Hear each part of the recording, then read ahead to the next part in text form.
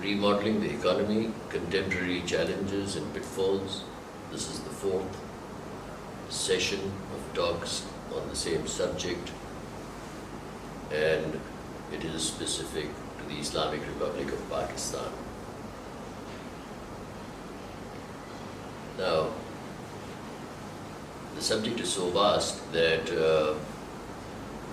we can have a number of more talks to cover each micro and macro aspect of remodeling the economy, because there are sociological issues and economic issues and the issues of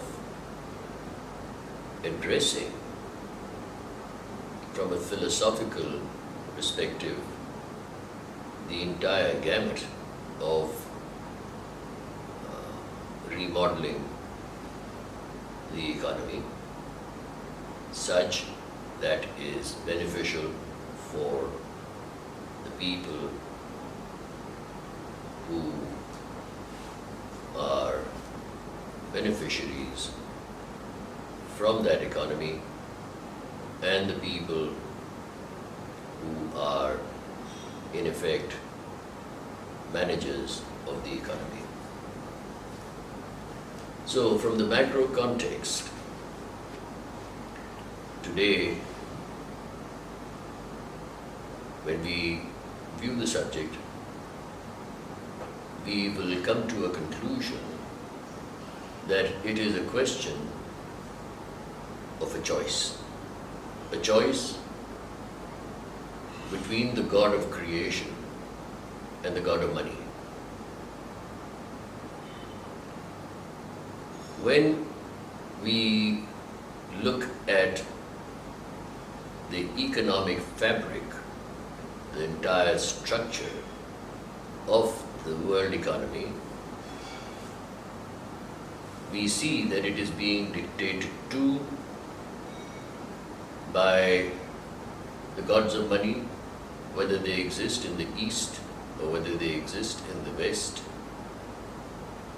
and everything in between.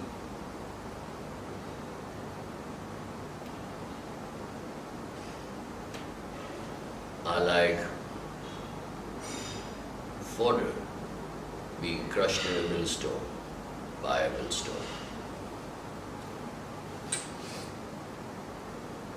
So what is primarily the difference between the God of creation and the God of money is the establishment of equity, the establishment of equality, the establishment of, most importantly, the beneficiary of any economic activity that has to take place.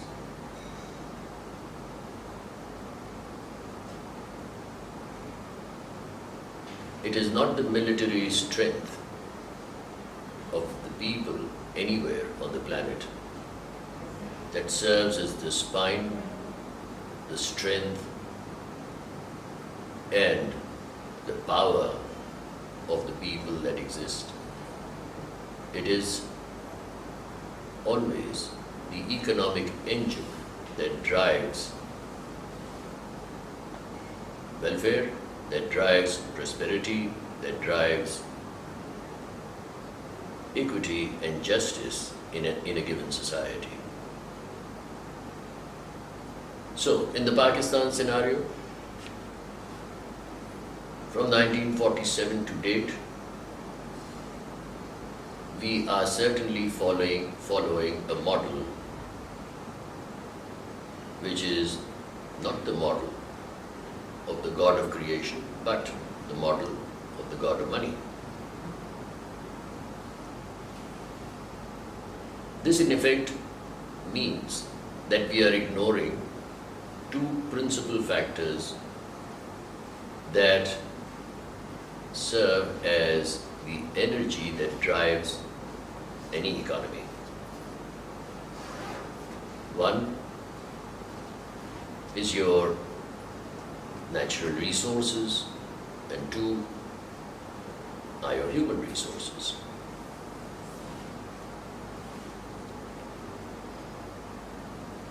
In the case of Pakistan,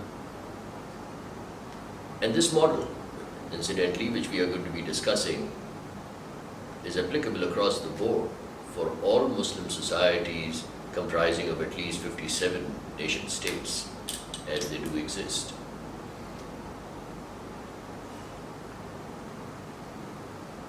So in the case of Pakistan, what we see is that the natural resources and the human resources have been kept from 1947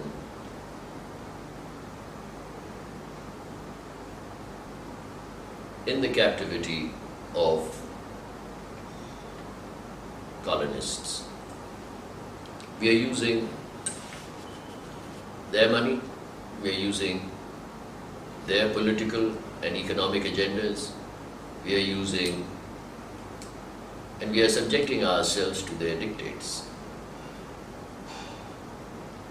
So when it comes to a question of making a departure and constructing your own model, then what we will see is that we will have to address the fundamentals of the usage of land, the fundamentals of trade protocols, the fundamentals of currency management, the fundamentals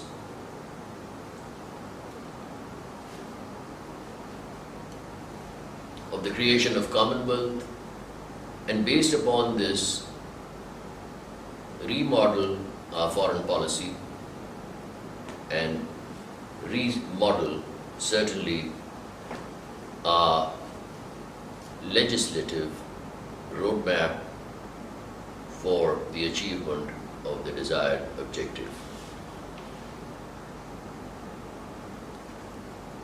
It is with all this in view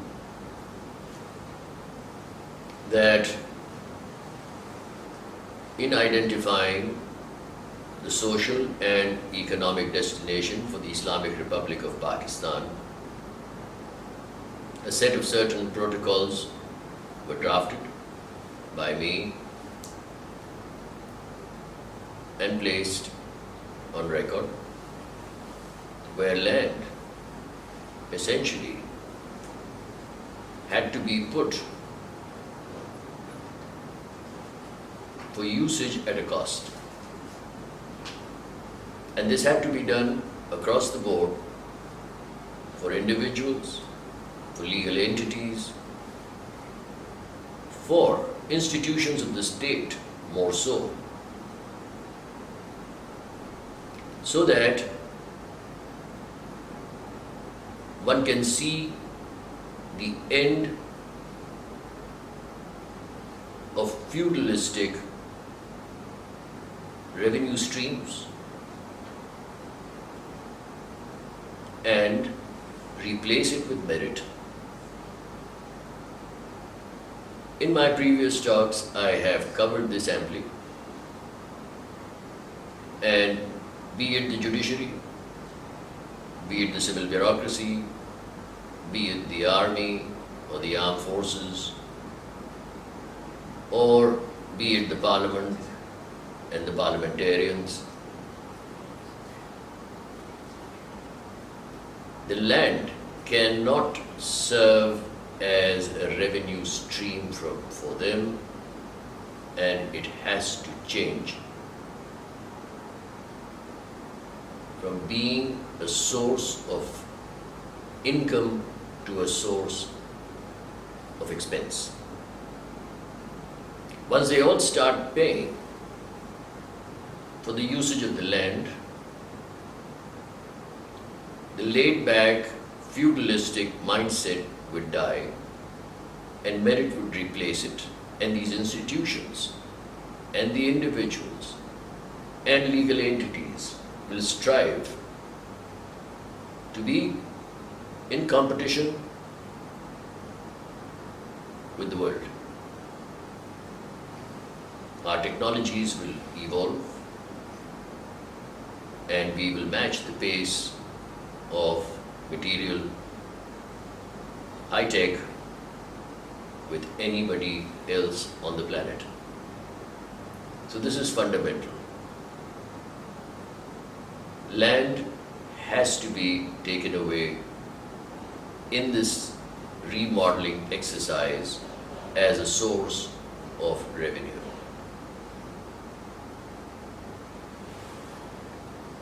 Let's come to point 2, which is trade. We are signatories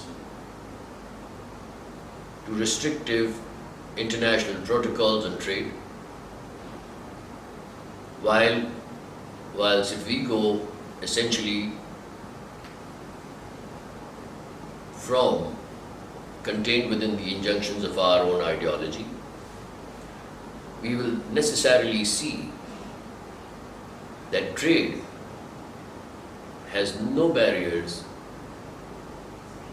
between the community of Muslim people and therefore cannot be subject to taxes and quotas.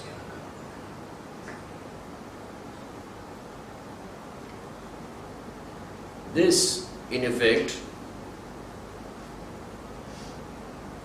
precipitates industrialization, and this precipitates invention and the involvement of the academia into the aspect of industrialization so as to meet global competition. So any of the protocols that are averse to our ideological requirements have to be shelved.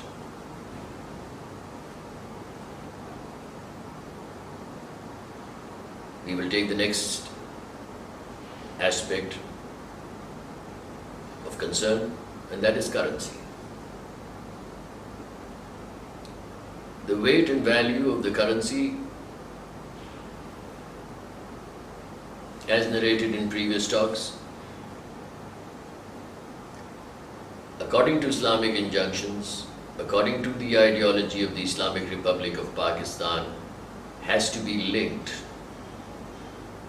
to the worth and value of our natural resources and our human resources. The forever concern of how much a rupee is worth when compared to the US dollar or to any other currency on the planet is really a nonsensical concept which has to be shelved. The medium of exchange has to essentially be linked to a tangible, and a tangible which is universally accepted. It cannot be linked to political medium of exchanges of other nation states, and it certainly cannot be linked for the purposes of promoting and relying and leaning on the aspect of borrowing for the creation of debt. Debt is an instrument which the colonists have devised to keep nation states enslaved as client states to serve their economic agenda, not ours. The other significant thing about the management of currencies is the compensation of labor. Any economy that does not compensate labor adequately to meet all human requirements for subsistence at the current level of human development or the development of human societies is in effect indulging in massive oppression.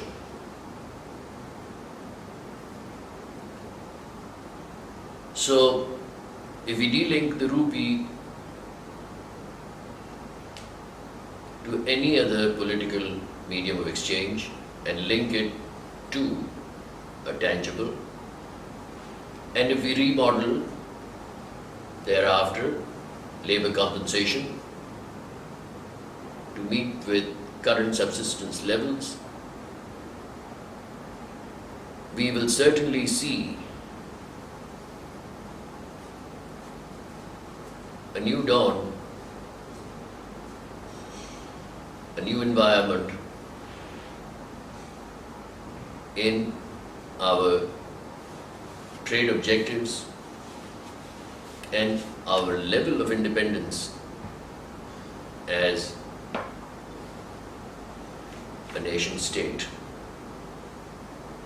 that owns an ideology, that has been founded on an ideology, and that has an ideology which is common with 57 others. The next point I'd like to make is about a common market, a commonwealth of Muslim nations, where if a common philosophy for labor compensation and the medium of exchange and a common policy for trade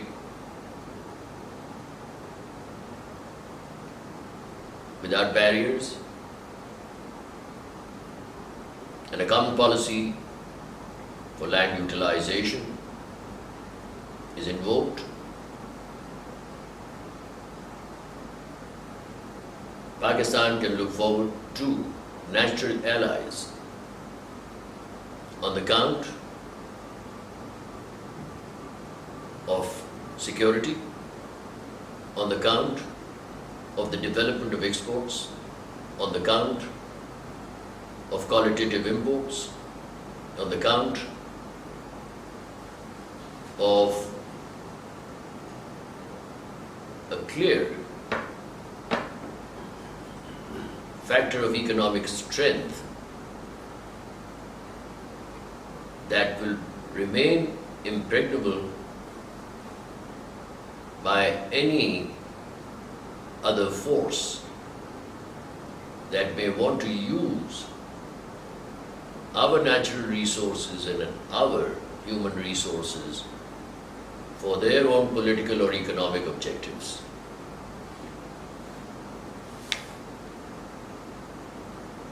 So, in the remodeling of the economy,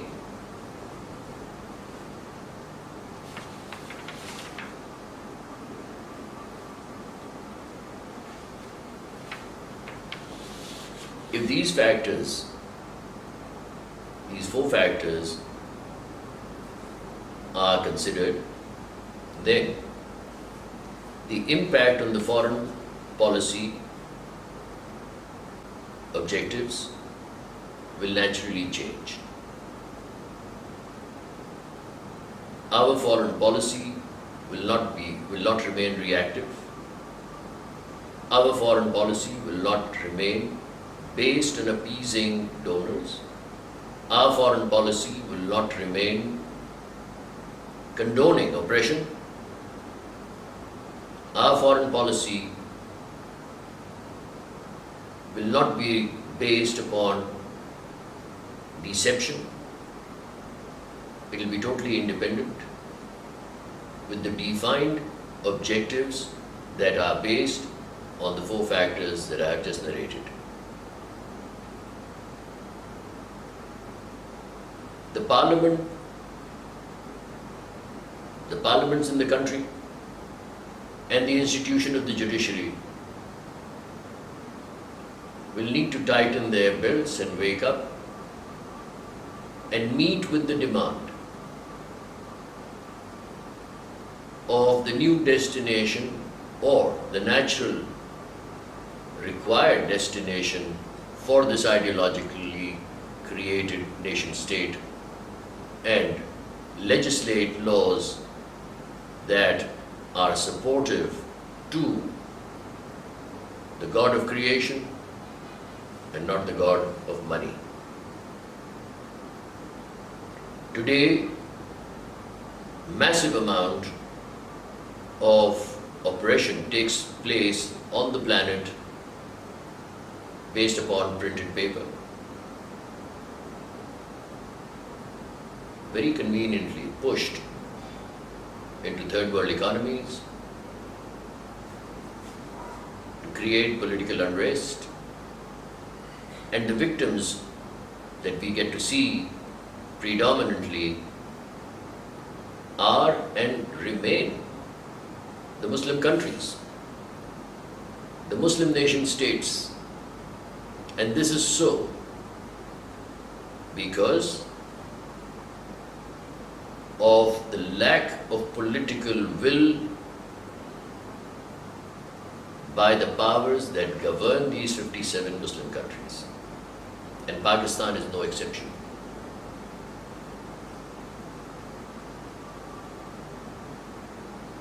The governing powers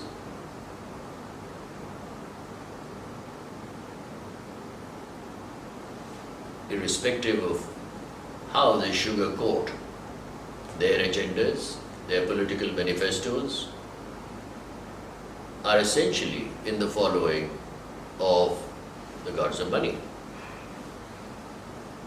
Whether they are leaning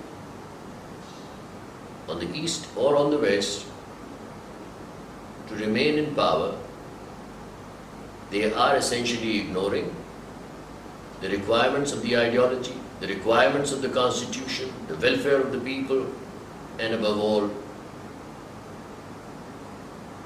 the objectivity and the requirements of the God of creation. This is most condemnable.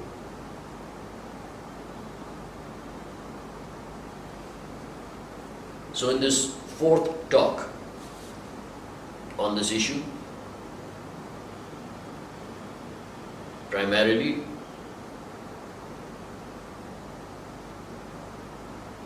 I want to table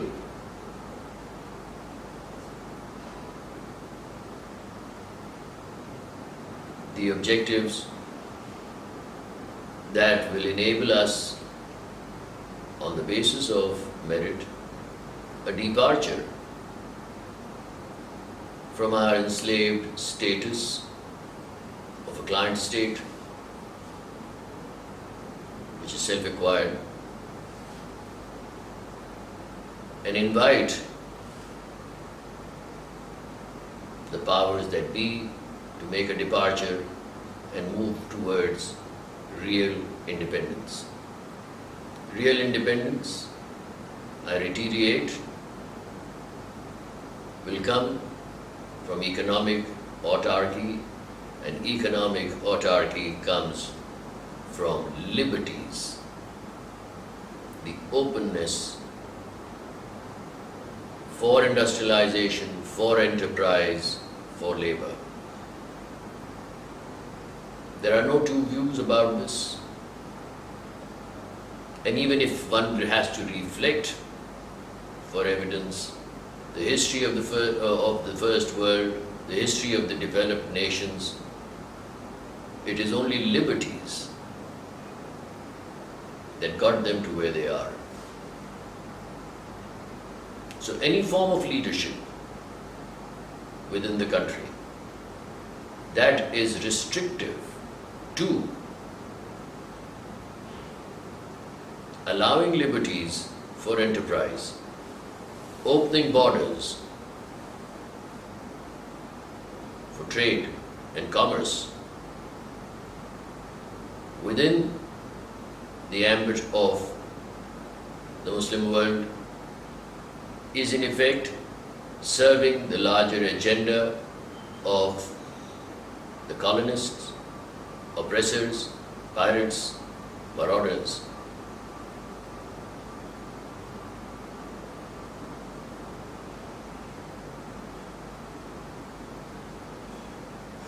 We will see that from 1947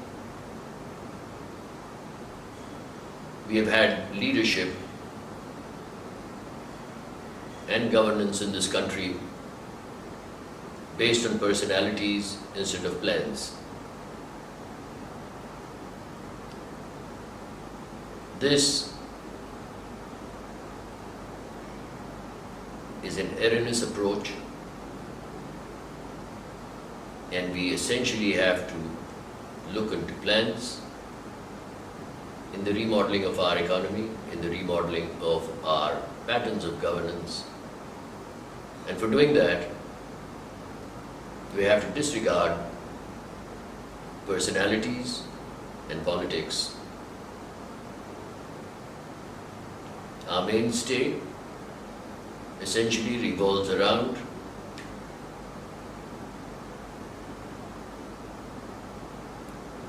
our exercising our free will within the parameters of the injunctions of our ideology, which is Islam. That is my case.